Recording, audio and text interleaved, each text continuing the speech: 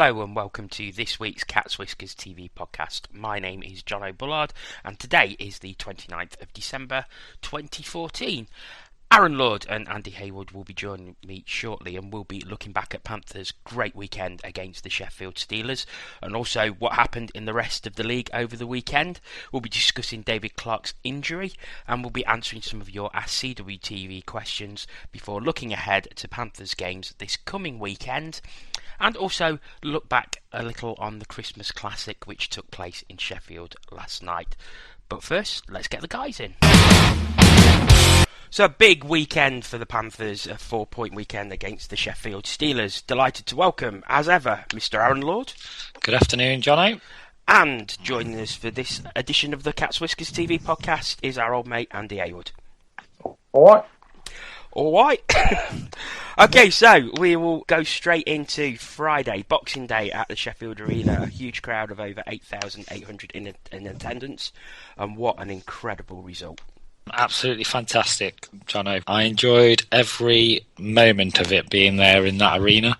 Each of the goals were special in a certain way, but just a really, really fantastic performance from obviously Modic getting the man of the match at the end, but the defence were absolutely amazing on Friday. Just compact unit, really stopped the Steelers from sort of building any momentum, and then obviously the forwards did their job as well, but it just wasn't expected, and I think that's what surprised a lot of people. But we thoroughly deserved to win that game on Friday night. I don't understand, or I don't really see how Adams can think that Sheffield did enough to deserve to win that game.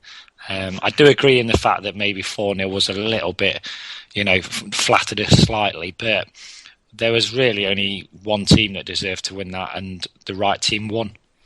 Yeah, I mean, I was watching the webcast at home, and it was clear how well the defence played in that game. Absolutely outstanding, and restricting them to just 23 shots in their own arena was just a phenomenal performance.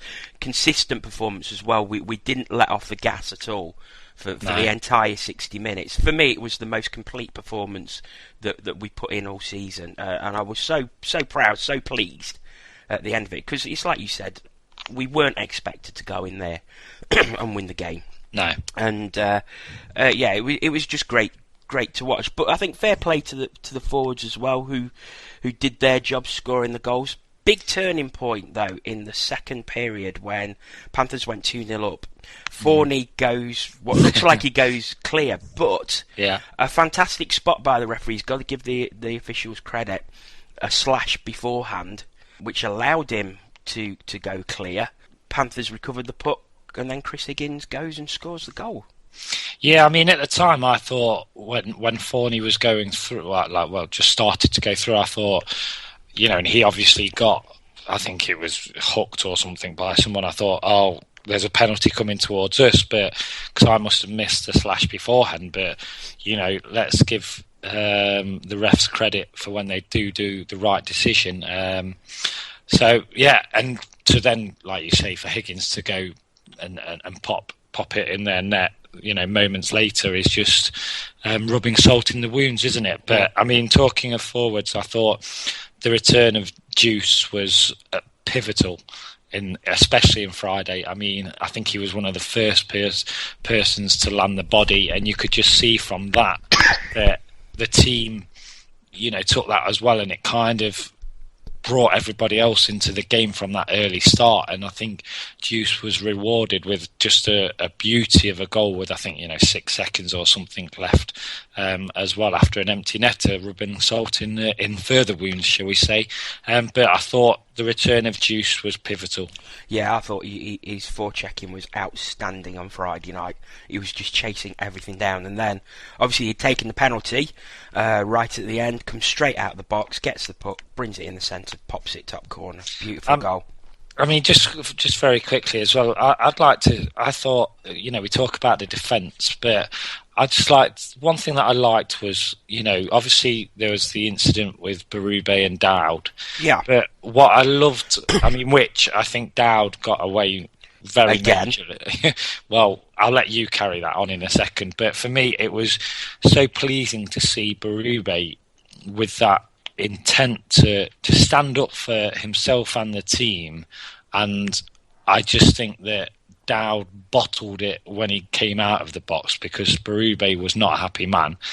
It was great to see that when you talk about like juicing his forecheck in the defence, and then like the Berube, standing up for himself in that incident, it was just plain to see that the Panthers were up for the game and were willing to, put their bodies on the line and actually do the things that we haven't seen them doing for a few games. So it was just very, very pleasing. But what did you think of the Dowd incident then? Well, once again, he gets away with it. I mean, after the last game at Sheffield Arena, where a clear check to the head, and okay, he got called 2+10, but he didn't get banned for it. Throws 2 punches on Berube while he's down on the ice. No call, no ban. I mean, it's like he's got the Colgate ring of protection around him. I just don't understand, why is this guy so protected? Yes, he's a very good hockey player. I'm not doubting that, but it seems to be that he can get away with whatever he likes. He can do whatever he likes, and he won't get called for it. And I just don't understand why. What is so special about him? Who knows? Yeah. Anyway, time to bring Andy in, I think. Yep, over to you, Andy. Yeah, because you weren't at the game. You didn't see the webcast, but you said that it seemed pretty clear from the reports you were getting that there was only really one team in it. Yeah, I followed it on Twitter and have read up on the stuff after the game, and like I said, I heard the Adams interview saying that he felt hard done to because he felt they'd done enough to win. But I completely agree with Aaron. Obviously, he was there and saw it, but everything that I read online during the day just seemed to be how well Panthers played, to the point where there's a lot of people that have been very vocal on this team recently, and they were all saying that if they played like that night in, night out, as much as they would win more games than we have done in the past, they wouldn't mind if we were losing more of the games because of the way they play. And I just think that, considering the flack that they've got, to be able to, I think this set of games was very much make or break, and I think that it's really shown the character this team have got that we perhaps haven't seen earlier on in the season. Moving into Saturday night then, so the Steelers obviously looking for revenge after being pretty much humiliated on their home ice in front of a very, very large crowd. Again, a sellout crowd at the NIC, game that was sold out nearly 4 weeks before the game after only 2 days, which is absolutely outstanding.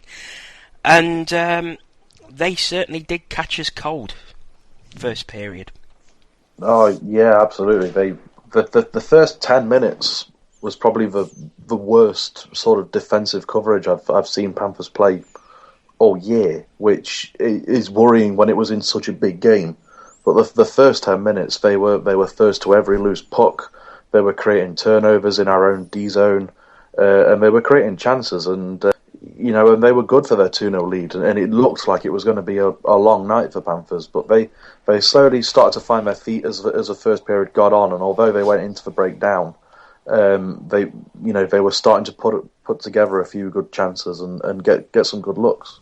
A big incident in that first period where there was a coming together between Robert Farmer and Gord Baldwin created a bit of a melee which turned into a little bit of a line brawl and pushing and shoving. However, I felt, and I've viewed this again on both the highlights and on the Premier Sports coverage, I felt the Steelers got away with a third man in call there. What's your guys' take on that one?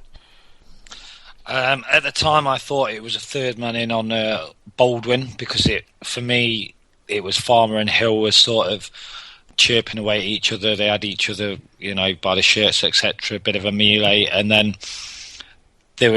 Baldwin kind of skates in, just And then there's like gloves dropped, and then there's sort of a fight that ends up between Baldwin and Farmer. So I think looking back on the highlights, it's actually Hill that is the third man in. Yeah. But at the end of the day, there is a clear third man in there which didn't get called, and I have to say that at the time it was quite infuriating, but it turned out to kind of be. I think the refs bottled it. Yeah, I totally agree.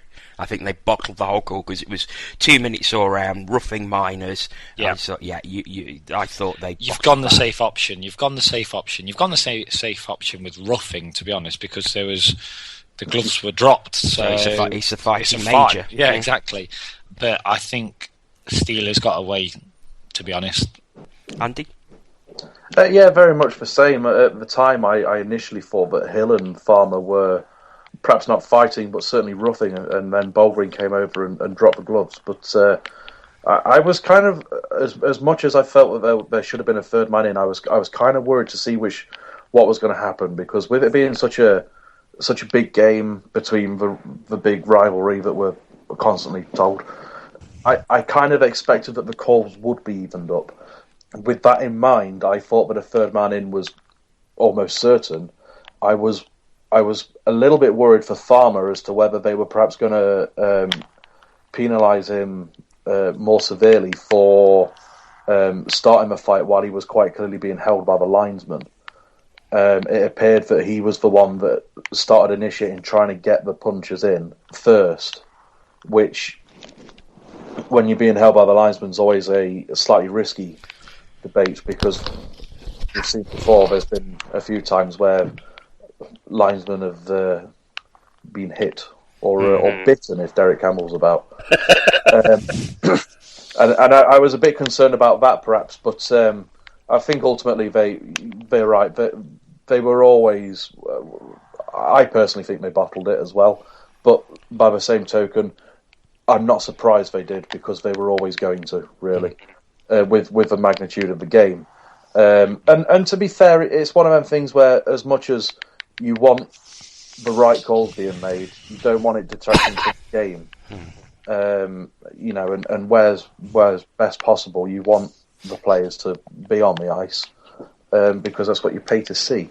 But by the same token, I do think that that's the type of thing that they should be calling, because it is so blatant. Like Aaron said, as much as we initially thought it was Baldwin with the third man in, and it turned out that apparently it was Hill on the highlights and on Premier Sports, it was blatant that somebody was getting involved, while there was always already an altercation taking place. Yeah.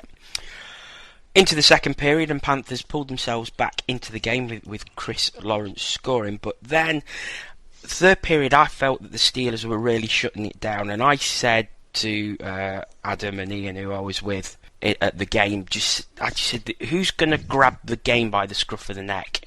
And who's going to try and win us this game? And I've got to be honest, this is one of the complaints that I have about the Panthers team this season. As good as we are as a team, I don't think there's anyone who could actually go in and lift and win a game for us from a losing position. And I know we did, and I know we won in overtime, but I just felt there's no one like a David Ling or a Jake Galbraith who could just take a game by the scruff of the neck and win it on their own. That we lack a certain spark, and I think that has been apparent throughout the whole year. Chris Lawrence's hands are exceptionally skillful. I mean, his wherewithal for the first goal in the second period, to be able to put it away from his forehand onto his backhand in such quick time was brilliant, and obviously he scores the winner. But I think I completely agree. But in the third period, it was very much a controlled game by Sheffield. I thought they had the better chances throughout the third period, but it was very much a case of they got over the red line, they got deep, they made their line changes, they kept the legs fresh, and they kept going, and they kept cycling the puck constantly over and over again, which is draining, and that's where you need that sort of spark. But having said that, it only takes one chance, and it might have taken 19 minutes into the third period But as soon as that puck was loose and we won it back and got it back to the point, that finish from Landry was exceptional. Outstanding finish, absolutely outstanding. However, I think agreeing with your point, Sheffield really closes down in that third period and didn't, apart from that, really there was only the Landry chance. And then I think a chance for Benedict straight after when we had the momentum. But they really did close us down. And this is going to be fun now, because me and Aaron on Saturday night were sort of very much disagreeing on who deserved to win that game. Friday night it was pretty clear Panthers deserved to win, no doubt about it. I felt that Sheffield were pretty hard done to on Saturday night, and you know me, I will not praise Sheffield and I will not give Sheffield the benefit of the doubt, but I thought we robbed them on Saturday. But Aaron, you feel different. I do, yes. I disagree. I don't think Sheffield were robbed. I felt that Sheffield, as Andy said earlier on, Sheffield had a great first 10 minutes and they won the first period. They were far better than Panthers in the first period. I think the second period we kind of, we picked it up a little bit. We got the legs working and we got back into the game. And then I feel the third period, I don't necessarily disagree in the fact that sort of like Sheffield started to close us down and like shut down the game. But why I think Panthers deserved to win was that we huffed and we puffed all game pretty much. It wasn't fantastic. I'm not saying that it was the best Panthers performance ever, but for sheer grit, determination, effort, I felt that the Panthers deserved the 2 points. What we missed on Saturday night was we missed like a poacher, because as well as Sheffield did, Frank Doyle at times didn't know where the puck was. He might have made the first save and stuff, but there was bobbling around the crease and the net, and if we had somebody in and around that area that could just pop up and put it away, I think the scoreline would have been very different. But I just think for pure effort, we deserved to win that game. There's still issues there. We just hand giveaways on a plate. Too many turnovers. There's too many turnovers. The first goal for the Steelers is pretty much all down to defensive errors. So, but I just think we deserved to win it. I really do. I think we huffed and we puffed, and although it wasn't pretty at times, I always felt that we were going to get the equalising goal. And I think, we scored 3 fantastic goals on Saturday. Lawrence's the first one. I didn't really see it how it went in on the night, but it was a lovely backhand finish. Watching the highlight, that is, and to hit it top shelf is fantastic. It was really, while under pressure, was a quality finish. Landry's you've already spoke about, bullet, but you watch the highlights and watch Lawrence's finish in overtime. And that he pops is just a bullet. He pops the water bottle as well, which I always think you should get a bonus point for if you pop the water bottle. 2 goals. Every goal was quality, and I just think we deserved to win it. I really do. I overall thought Sheffield were the better side on Saturday, and that's why I thought they deserved to win. I thought on the whole balance of play, Sheffield were the better team. I think we were poor. I thought we were poor in parts. We gave away too many turnovers, and I thought Sheffield, up until Landry scored, was shutting that game down excellently. They were playing really, really well. I don't know how many shots we had in the final period. I'm just bringing it up now. We only had 7 shots in the final period. One of those was Landry's goal, and then one that Benedict had pretty much straight after. So up until that point, chasing the game, we'd only have 5 shots on goal before Landry equalised. I know it only takes 1 to go in, but when you're chasing the game, that for me isn't good enough. And I thought they were doing a really good job of shutting us down. So overall, on the balance of play for me, I thought Sheffield deserved to win. But we will Agree to disagree. I think for the sake of this podcast, I think for just very quickly on Sheffield, again, I think this proves, and the two games have proved how much they rely on that FFR. Line. Yeah, absolutely. You know, they if they are not scoring, I don't see where the goals are coming from. And people complain and say that we need to make changes and this player doesn't contribute, but they've signed, they've just brought Jeff Legui back, and he's obviously not fit to the level of the Elite League standard. But if he plays like he did for the two games, granted he was better on the second game. Yeah, apparently he was, Jono, yeah. I can honestly say, apart from the breakaway he had on Saturday, I can't honestly say I didn't notice him. But they just rely on that top line so much. And I think that proved it again over the two games. Yeah. A couple of other things I want to bring out from that game, and I will quote something from the Steel Talk forum that I posted put on there about Robert Farmer. Let him do what he wants. He's pretty dreadful. Awful skater, and his puck control is poor at best. Ignore him, and the more time he spends on the ice, better for the opposition. Robert Farmer got 4 assists over the weekend on 7 Panthers goals.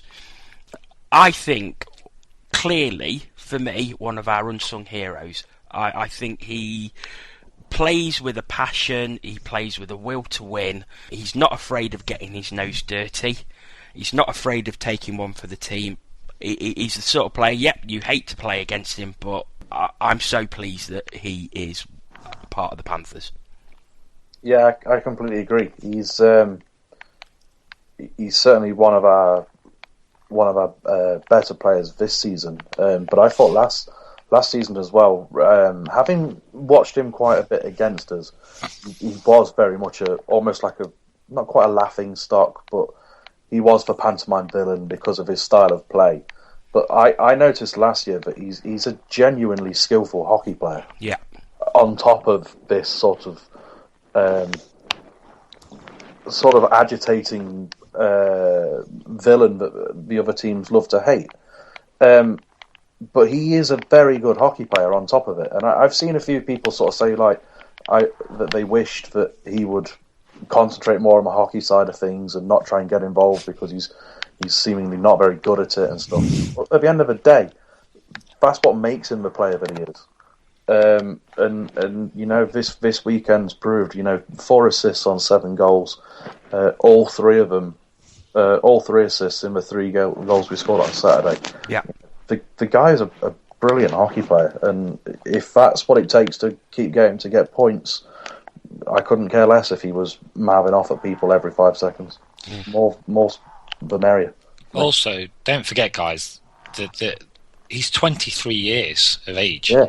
So for talking about a kid that's 23 and 10 years left, it's absolutely ridiculous for somebody to say that about him, but it is from a Sheffield Steelers fan. But I'd say back to that Sheffield Steelers fan, you name me somebody, apart from maybe Dowd and Ben O'Connor, who is better than Robert Farmer now and has more potential that's in their lineup. Because I'd take Robert Farmer over, Phillips, Hewitt, Phil Hill. Farmer is our kind of agitator at the moment. Like Andy says, that's what he kind of brings to this team as well. So, and he's only going to get better. I do think he has got better since we saw him in, the Brayhead and the Coventry days. So I think he's an important player for the Panthers, this season and will be for many seasons. Put it this way, he's a similar sort of player to Jason Hewitt on the whole agitator side. Would Jason Hewitt have been the type of player to spark and get a 3-point game in a big game? No. I personally... No, not in the slightest, because Jason Hewitt is poor, in my opinion. Jono's favourite ice hockey player. Oh, sorry, don't get me started, because I will go on for a long time. But there's him and there's Mark Thomas, who are both taking spots from probably decent younger players who are a lot better. I mean, look, Mark Thomas, he got probably 3 shifts over the 2 games? What's the point? What is the point of having him on that roster? Well, I mean, just very quickly, talk about that. They called up, is it Luke Ferreira left him on the bench on Friday, and he opened the gate. That was his job. Why are you calling up somebody like that? And in fact, that's one thing that we didn't mention about the first game. Ollie Bettridge. I think he, for me, put in an outstanding performance on Friday night. Yeah. You're talking about a young kid that's, not always with the Panthers. He threw his body around. He had some great plays with juice as well at times. I just thought we called him up and he had a big effect on that game and that outcome. Steelers called up Luke Ferreira and left him to open the gate. That's says a lot for both organisations for me. Because, exactly. I mean, one thing that Corey is not afraid of is to call up kids and call up two-way players and give them a bit of ice time. Yeah, he's something he's never been afraid of, and that's the only way they're going to learn. Exactly, and I think that just reminded me of how well Bettridge actually did play on the Friday night. Fantastic to see. Another thing from the game was Jared Adams' comments after the game on Saturday, where he basically blamed the referees for losing. For me, referees don't lose your games at 9 times out of 10. They have an effect on the game, but really, in that type of a game, there was other reasons why Sheffield lost. On the other hand, I do think that is possibly one of the worst refereeing performances I've seen this season. I think they missed so much, including the third man in, which we've talked about. There was a blatant too many men on the ice. Yeah. And I just think the way they controlled the game wasn't fantastic. I think some of the stuff that they did call was a bit kind of petty, and then they missed the big calls. But I'm afraid, Mr. Adams, your team lost because of other reasons than the refs. Yeah, I mean, one of Adams' biggest bone of contention was the penalty that was called right at the end of the third period, which carried over into overtime, which was on a hooking on Forney with 7 seconds to go. Now, for me, having watched it again, clear penalty. Andy? Yeah, I completely agree. I mean, it was right down the far end from where I sit, but I said to you guys before we came on, if that happened in the first 10 seconds of the game, it'd have been the dumbest penalty of the game. But to do it so close to the end of a tied game just emphasises how crazy a penalty it was to take. We had the puck behind our own nets. There's 10 seconds to go. Why would you even consider attempting to make a type of play like that when it's so close? Just get back into defensive position. Use your feet, keep your feet moving, and you're in the right place. And I just thought it was a real crazy thing to do. But to blame the refs, I mean, I didn't think they were particularly bad. I don't think it's the worst display we've seen all year. They weren't particularly good. That's for certain. But of all the penalties that they called and didn't call over that game on Saturday, that was the one that is 100% correct. Yeah, fully agree. One of probably the easiest ones to call on the night as well. Yeah, absolutely. Okay, we'll leave Panthers Sheffield there. Before we look at a quick look at the rest of the league, obviously news coming out last week that David Clarke has picked up another injury on his shoulder, not the same as the one that kept him out at the start of the season, and as such he will not ice again for the Panthers for the rest of the season. That is a huge blow for us. Absolutely. Huge loss. He's the type of guy that I would like to think that in a game like Saturday, where you needed a player to step up and score that important goal, he would be one of the guys that you would be looking at. You know what you get with Clarke. A lot of people seem to jump on his back because, well, I don't know why, to be brutally honest, but they do. But you know that you are good for 30 goals, 40 goals a season from him. And with him being British, you can't put a price on that. So to lose him for the rest of the season is a huge blow for this club. Yeah, absolutely. And the thing is, he's not... An import can be replaced. A British player of that standing cannot be replaced, because who can we go and get who's a British player who will score 30 goals for us, who's not playing for another elite league team? And that's why I think it's such a massive blow for us. And I've seen our fans that sometimes get on his back saying he doesn't do this, he doesn't do that. Look at the guy's output. He's going to score you 30 odd goals a season. Absolutely. It's like you say, you cannot put a price on it. If you're going to start criticising players for not doing certain things and only doing, playing a one-way game, you can look at it the other way and say, well, why are the other 16, 17 guys on the team not also scoring 30 goals like David Clarke? Exactly. Aaron? Well, what can you say, really, that you two haven't already said? He is irreplaceable, not only just in general play, but he's also a big part of our power play. But I think the main thing is really for Clarkian at the stage of his career is that he gets it sorted. And if that means, obviously, he's out all of this season, and if it means he has to take a little bit out of next season, I think if we are to see David Clarke on the ice for the Panthers again, he's got to be, it's got to be 100%. He needs to be, that shoulder needs to be fully fixed. You can't replace him as a player, as we've discussed. Maybe if we can call up the two-way guys a bit more, or if there's room there just for the body. But look, it's going to be tough, isn't it? It's you can't replace it. Okay. So looking at some of the other results that took place in the Elite League over the Christmas weekend, all reverse games. So Belfast Braehead splitting their series. So a big win for Belfast actually on Saturday night with 6-1, and with Braehead sort of challenging up there, that was a huge victory for the Giants. They are definitely. They were starting to get back into being the Giants, weren't they? I mean, I spoke to the coach, and he said they were the Belfast Giants that they know and expect of.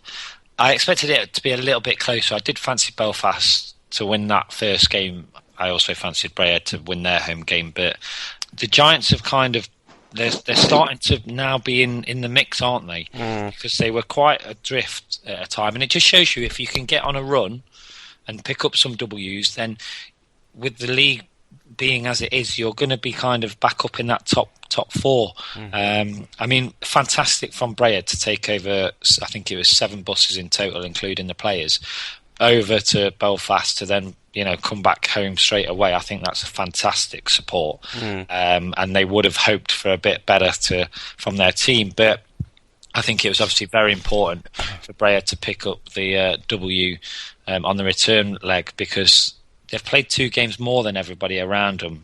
Three more games than us, so they can't afford too many losses at the moment until it kind of all levels itself out.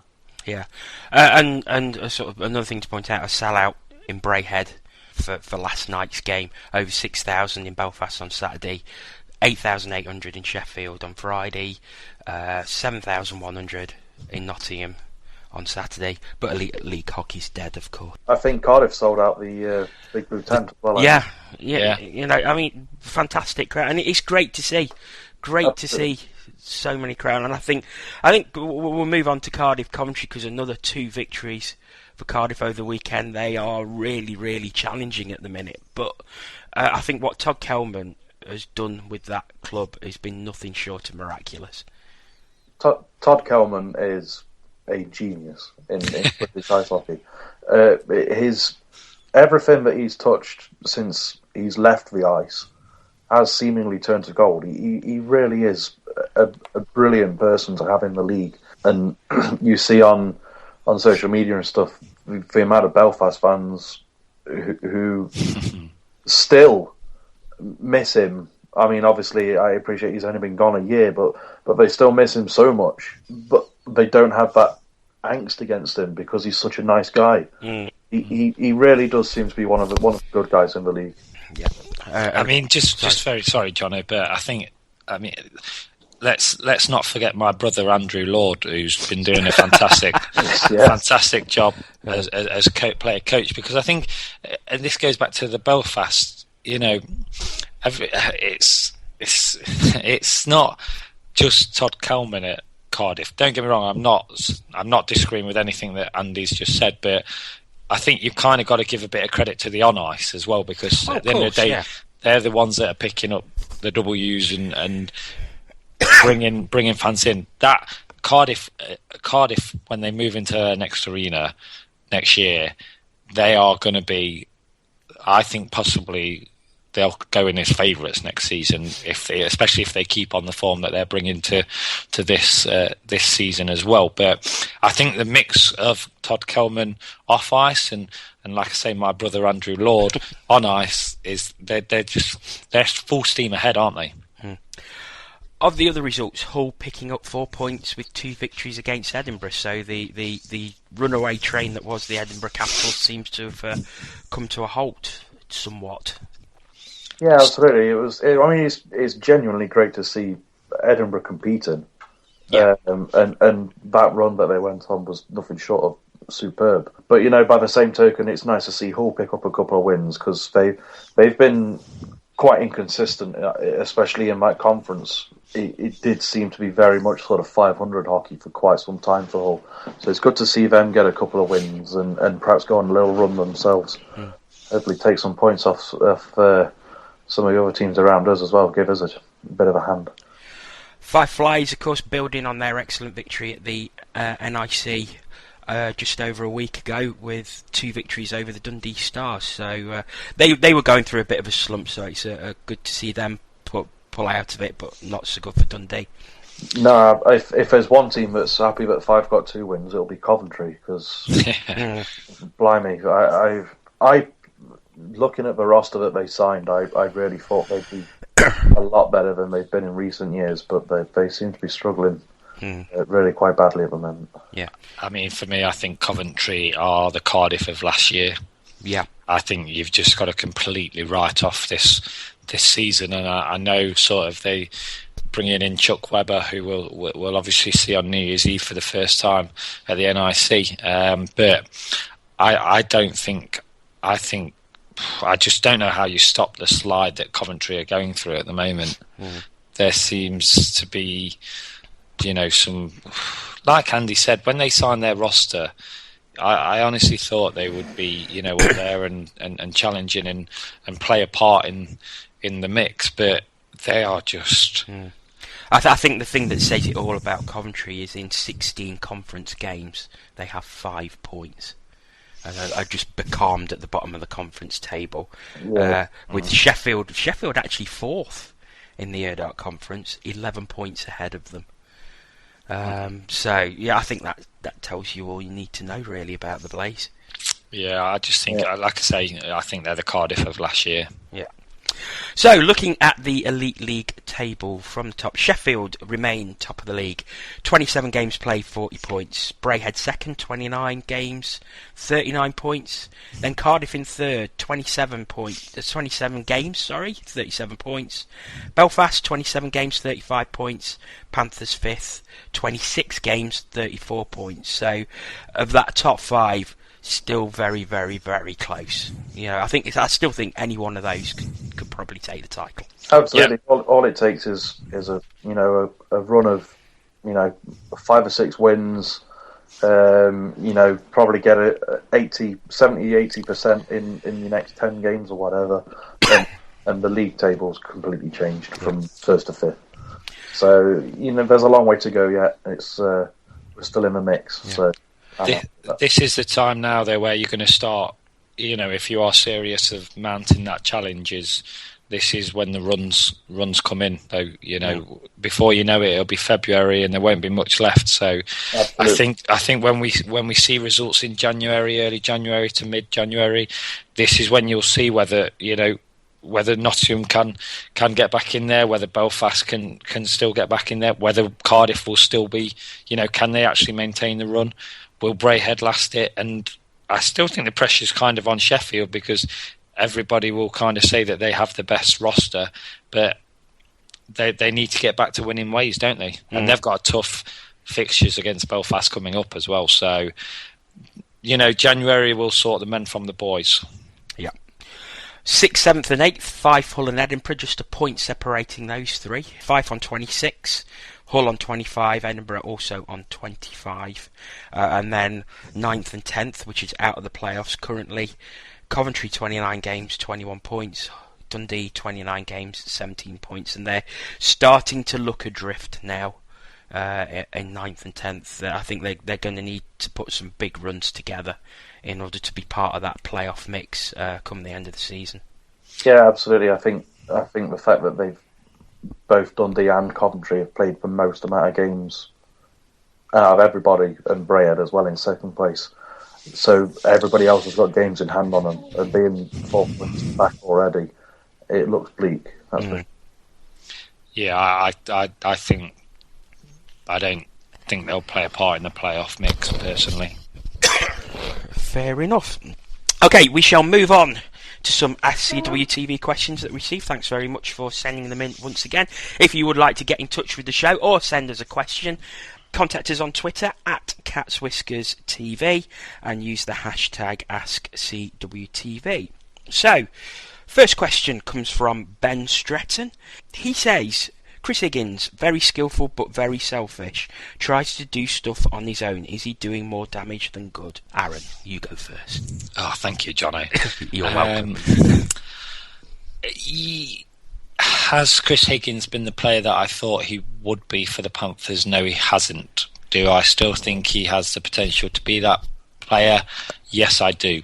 I also do think that he possibly is a player that tries too hard at certain times. I think maybe if he just, I say relax and just played naturally, then we'd see the player. But it hasn't kind of clicked yet, has it? We've seen the odd glimpse here and there, but I just hope that maybe, in the back end of the season we start to see the Higgins that we saw in Belfast. But it's a tough one, isn't it, really? Because, like I say, he hasn't really been the player that we thought he would. Andy? Okay, well, just sort of going on the points of the question.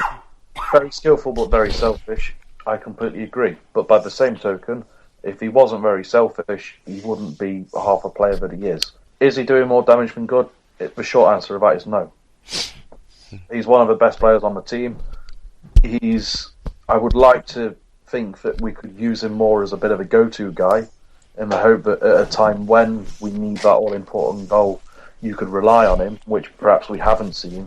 But he's come off the back of a pretty serious knee injury, and it was always going to take a bit of time. I'd like to see him kick on a bit more now. But at the end of the day, with regards to the whole sort of selfish thing, David Ling was a selfish player until he found that pass. Mm-hmm. Jade Galbraith was a very selfish player in the sense that as much as they get the assists, very much, Jade Galbraith did what Jade Galbraith wanted to do. Mm-hmm. Until they find that pass, because they have a vision to find that pass, they are always going to look selfish. In the short, like I say, the short answer to the question of that is I don't think he's doing any damage at all. No, I mean, I like Higgins. I think, again, very skillful player. And I was talking earlier when we was talking about Sheffield about a player that can grab the game by the scruff of the neck. I think he is one of the players that has the potential to do that because he can create a bit of magic that will lead to a goal, as he did in Hull when we won 4-0 with a beautiful toe drag and shot into the top corner. Yeah, selfish player, but I don't think he's doing damage. I think he's still finding his feet because he's still 2 months behind everybody else with the injury he had at the start of the season. I think he will, in the run-in, he will prove to be one of our pivotal players. So, yeah, I'm very happy with Chris Higgins, and I hope he just continues to get points and pull it out of the bag for us. Next question from Panthers Banter. Who do you think is our best D-man? I think they're all great in their own way, but Landry is very underrated. Andy, you go first on this one. I certainly think after Saturday, Landry's underrated. To be fair, after Saturday, he's probably everybody's favourite. I don't know. It's quite a difficult one, really. I personally don't think there's been a particular standout defensively, but the stats say that we've got the best defensive record in the league so far. So they're all doing their job, as far as I'm concerned, in that regards. I think Berube is starting to really come into his own. We're starting to see him settle a bit more, and he's starting to make a couple of nice plays as well, which I didn't really expect from him. I just thought he'd be more of a stay-at-home guy, but he's starting to get the transition a bit better. So, if I had to pick one, it would probably be Berube at the moment. Yeah. Aaron? Well, just talking obviously on Berube, I could never really personally see why everybody wanted to gas him so early on in the season. I think, you're talking about somebody that used to captain their previous side. I do agree with Andy. I do think we're now starting to see him sort of grow in the team, but there's no kind of real standout stars in there. It is very much a team kind of defence, and Landry's just kind of always gone and done his business quietly. You kind of don't necessarily sometimes see that he's actually on the ice, which possibly is a good thing because they're just doing the simple things right. The only thing that I have about our defence is sometimes it's far too sloppy, with turnovers, etc. I think if we cut that out of our game, then I think they'd be even better. But the record that Andy mentioned kind of speaks for itself. Our defensive record is what it is, and although there's people will ask for a big tough D-man, I think people like Berube are willing to drop the gloves when needed. So I'm happy with our defence. I think they're all decent and good players, and like I say, the record speaks for itself. Yeah. I mean, I've liked Landry since the very start of the season. I think he is very understated. You don't notice him that much, which is very good for a D-man, because I think any D-man that you don't notice is doing his job properly. I think he's certainly been a great addition to our defence. Brian Schmidt, great stay-at-home defenceman. Again, another one you don't tend to notice. I know he made an error for Sheffield's first goal on Saturday, but he doesn't tend to make many errors. Cody Wild, I think, has been excellent as the attacking D-man.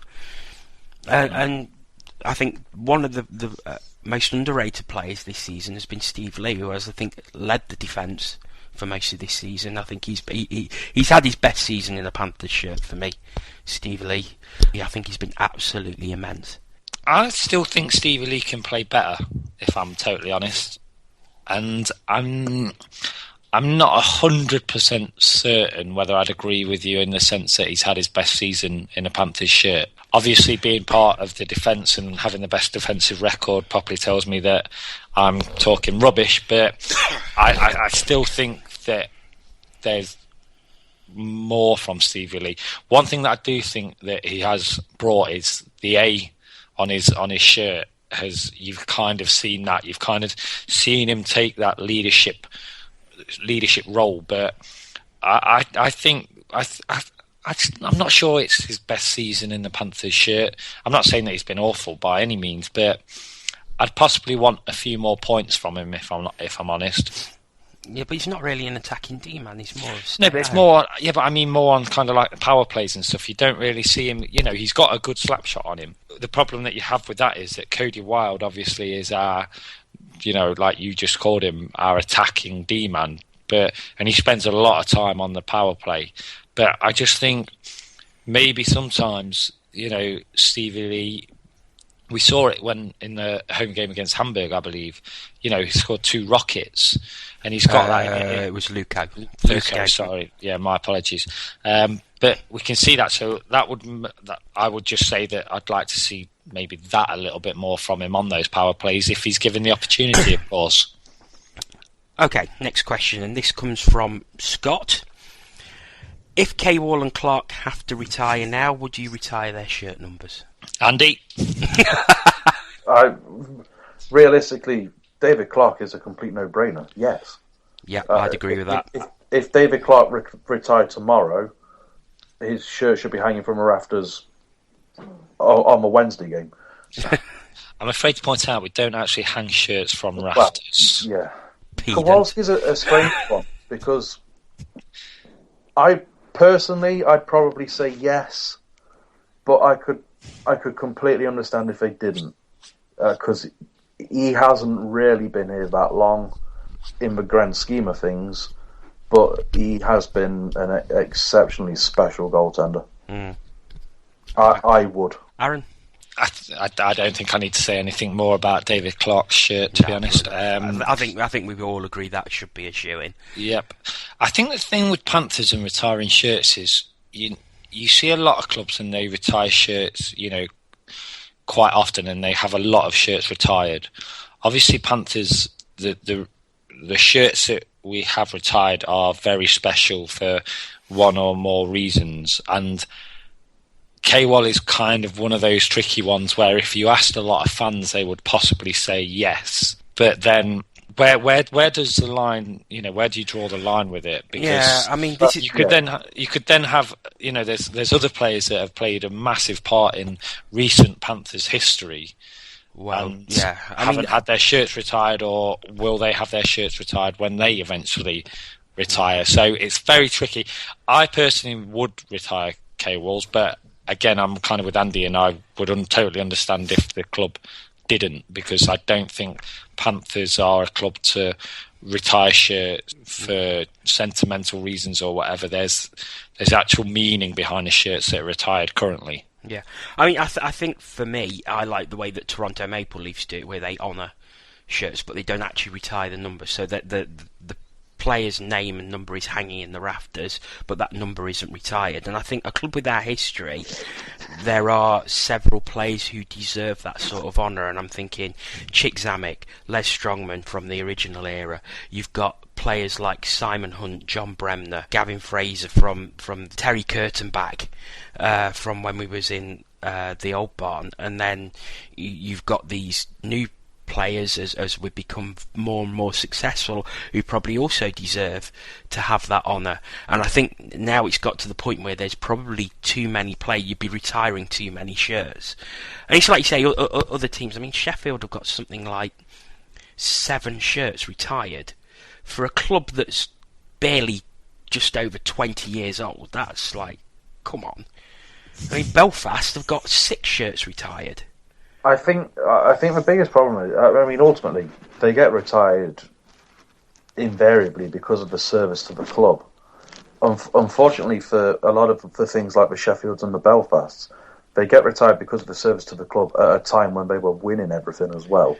So it's even more emphasised. I think that's the category that K-Wall would fit into as well, where realistically, as good a goalkeeper as he is, he's being retired because he was the goalkeeper that backstopped us through our most successful spell, which is I have no problem with. I'm completely on board with that.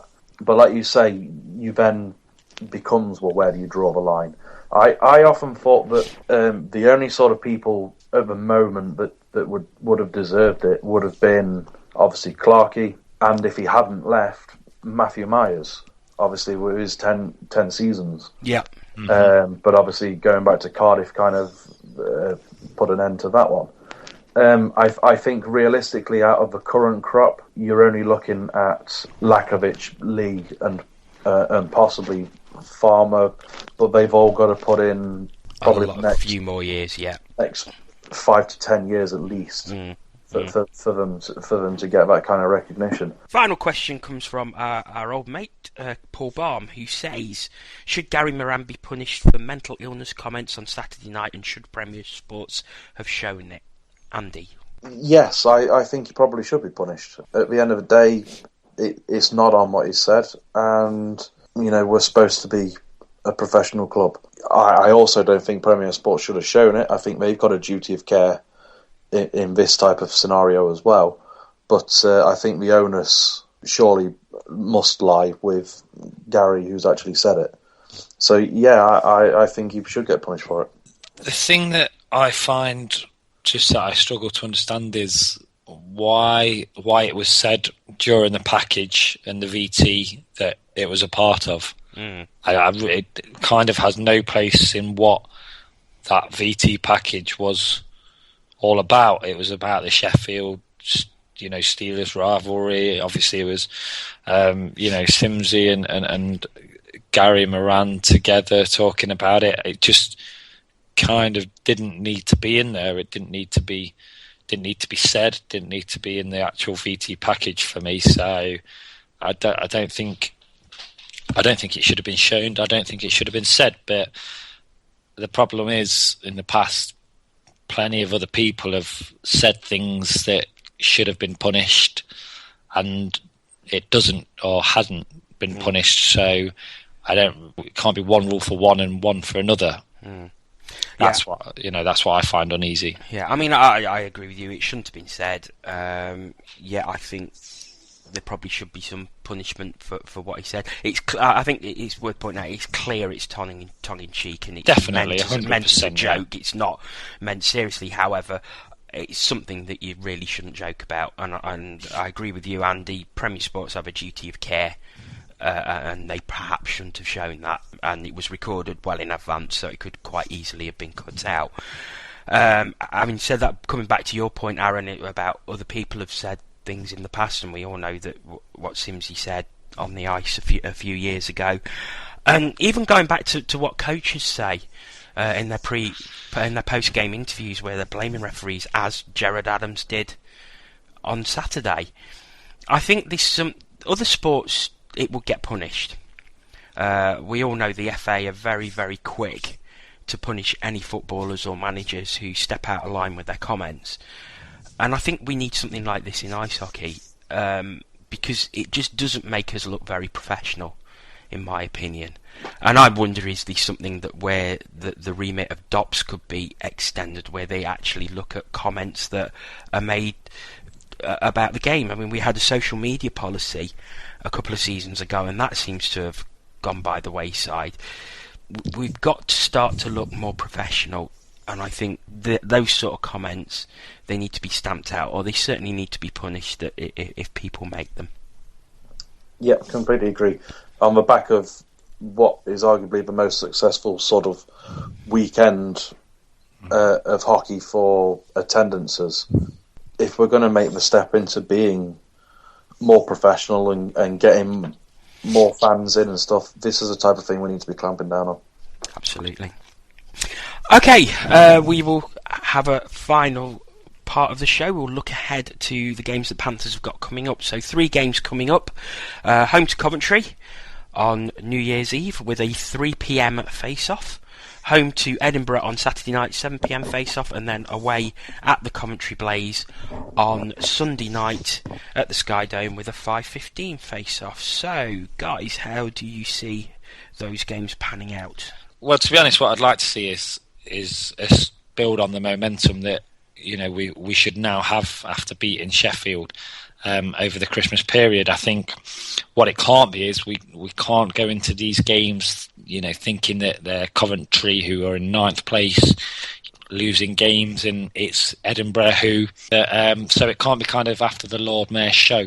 I mentioned earlier on in the show that it's about now, sorting the men from the boys, and January will be a big direction of where we go. So I'm looking for 6 points. I really am. I think we've now got to start building, and I think the Coventry game on New Year's Eve, with it being at home, and obviously the boys would have had a couple of days rest and stuff, I think it's a game that we'll win. I don't think we'll score a hatful of goals.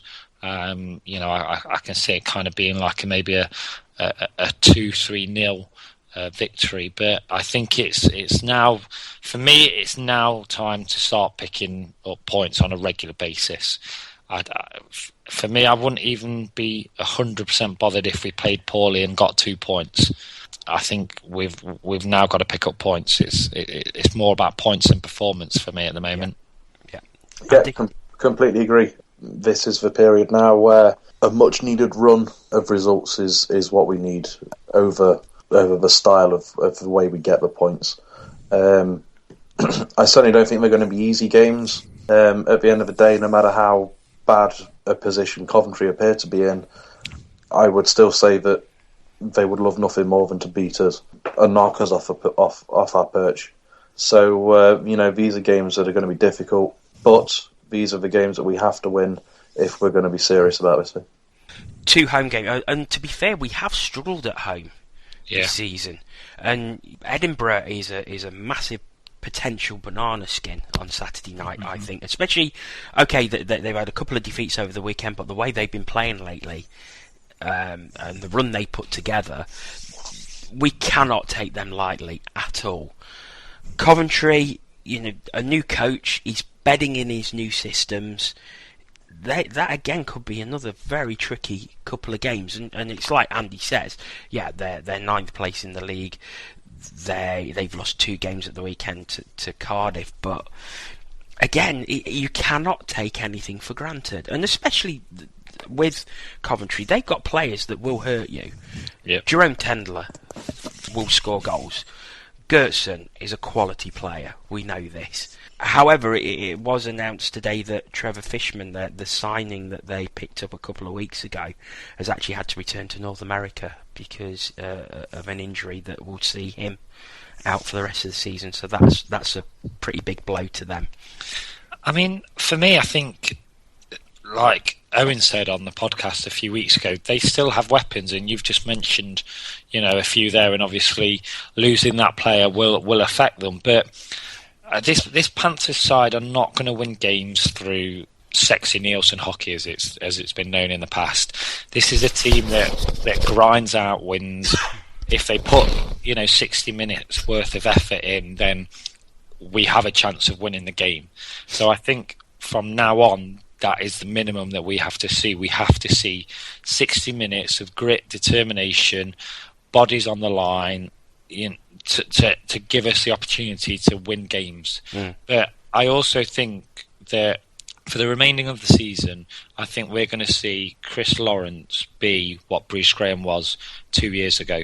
I think you're going to see Chris Lawrence start to pick up points on a regular basis, and I think you're going to see him score more goals.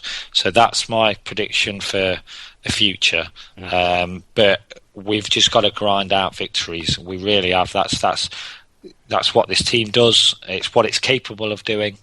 But the Coventry games, the Edinburgh games, these are the games that in the past we haven't done. We haven't done it, and we've been caught, cold. So we need to be on our game. All right, guys. So I think we could more or less end it there. Anything else that you guys want to talk about? Not from me, Jono. No, I'll leave it to you. Yeah. So, of course, last night the first Christmas Classic took place in Sheffield, which was raising money for the Children's Hospital and for Fir Vale Food Bank. It was a great event. Team Santa losing to Team Elves 12-8. I was playing for Team Santa, so I was unfortunately on the losing side, but did manage to grab a couple of goals, win a fight and get an assist, so a nice Gordie Howe hat trick. Corey, if you need me, you probably haven't got my number, but I'm sure you can find it from somewhere. In all seriousness, now over £3,000 was raised for the Children's Hospital, 2,496 items of food sent to the food bank as part of it, and a game that faced off at 9:45 on a Sunday night in between Christmas and New Year attracted a crowd of over 100 people. So a phenomenal effort by everyone involved. So guys, a quick word on that. Yeah, top marks. I mean, I've for some reason still never got around to being involved in any of these type of things other than the Hosnick, but that was a great day, and they are brilliant occasions, not only for the guys who are actually getting some decent ice time and having a good laugh and a joke and stuff, but the important side of it as well, with the whole raising that much cash and food is a phenomenal effort from everybody. And I know it's been hard work from the people that have been involved in it, but when you get results like that, it makes it all worthwhile. the people involved with it, they just go from strength to strength, don't they? And it just grows with every event they do, whether it's just obviously now involving the Winter Classic is just fantastic. And I think you just have to give credit to everybody involved. And the fact that you got a Gordie Howe hat-trick means that better players have got to be playing next time, because for you to get a Gordie Howe hat-trick is unacceptable. So I'm going to start taking lessons, and I shall be involved next time, and I shall make sure that Jono Bullard does not get a Gordie Howe hat-trick. But no, fantastic work from everybody, and the charities that have been involved benefit, as you guys have mentioned, so you can't really praise the people enough. Great stuff. Nice to end on a positive. Well, thanks guys for joining me. Aaron, thank you very much. Absolute pleasure. Happy New Year to everybody that I don't see, but been a good one. Andy, once again, thanks for joining us. Really appreciate you taking the time. Anytime. Okay. All that's left for me to say is to wish everyone who listens to the show a very happy and prosperous 2015. We will be back next week, but until then, thanks for listening and see you soon.